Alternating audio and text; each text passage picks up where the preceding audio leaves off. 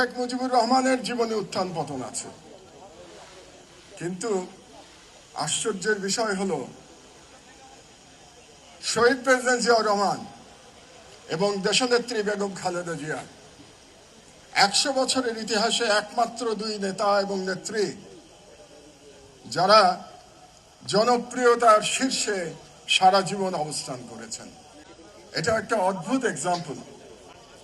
আমি সারা পৃথিবীর ইতিহাস পড়ার চেষ্টা করি, রাজনীতির ইতিহাস যতটুকু পড়েছি, একই বাড়ি থেকে, একই সংসার থেকে স্বামী এবং স্ত্রী পুরো জাতির সবচেয়ে জনপ্রিয় ব্যক্তি ছিলেন পুরো রাজনৈতিক জীবন ধরে, এবং যে জনপ্রিয়তা নিয়ে রাজনীতিতে প্রবেশ করেছিলেন সেই জনপ্রিয়তা নিয়ে আল্লাহর কাছে ফিরে গেছেন। এর কোনো এক্সাম্পল সারা পৃথিবীতে নাই। এটা একটা ইউনিক বিষয়, এটা যেন আমরা মনে করি, মনে রাখি। কেন এরকম হয়েছিল? কারণ শহীদ জিয়াউর রহমান, তার সততা প্রবাদ প্রতিম সততা ছিল। এমন সততা বিশ্ব ইতিহাসে খুঁজে পাওয়া যাবে না।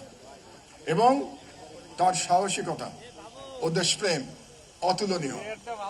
তার সেই 1971 সালের 25 মার্চ রাতের বেলা উই রিভোল্ট বলে পাকিস্তানের বিরুদ্ধে মুক্তিযুদ্ধ ঘোষণা করা, যেখানে রাজনৈতিক নেতৃত্ব ব্যর্থ হয়েছিলেন। শহীদ প্রেসিডেন্ট জিয়াউর রহমান সেদিন স্বাধীনতার ডাক না দিলে হয়তো বাংলাদেশের ইতিহাস অন্যরকম হতে পারত। দ্বিতীয়বার 1975 সালের 7 নভেম্বর যখন দেশের স্বাধীনতা আবার হুমকির সম্মুখীন হয়েছিল, সেদিন শহীদ জিয়াউর রহমান ছিলেন আবার স্বাধীনতার পতাকা নিয়ে তিনি মাঠে দাঁড়িয়েছিলেন। তিনি ন্যাশনাল ইউনিটির সিম্বলে পরিণত হয়েছিলেন। আমি তখন বুয়েটের ছাত্র ছিলাম।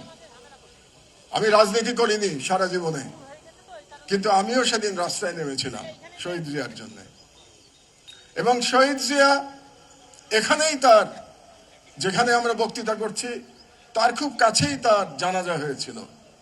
সেটাও বাংলাদেশের ইতিহাসের ঐতিহাসিক জানাজা ছিল। প্রতিটি মানুষ কেঁদেছিলেন সেদিন, আমার মনে আছে।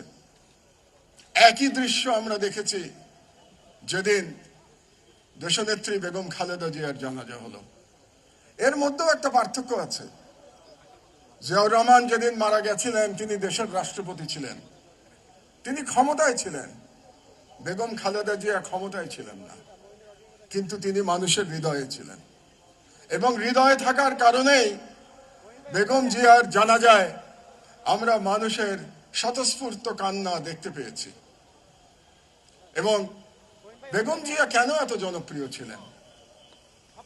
তার একটা কারণ তো অবশ্যই স্বামীর মতোই তার দেশপ্রেম ছিল। আরেকটি কারণ হচ্ছে তার সংগ্রামী জীবন। এই উপমহাদেশের 100 বছরের ইতিহাসে বেগম জিয়ার চেয়ে সংগ্রাম করেছেন গণতন্ত্রের জন্য এরকম দ্বিতীয় কোনো ব্যক্তি খুঁজে পাওয়া যাবে না। আপনারা পড়ে দেখেন, বেগম জিয়ার সমতুল্য সংগ্রামের কাহিনী আর কারো জীবনে খুঁজে পাবেন না, পুরুষ কিংবা নারী।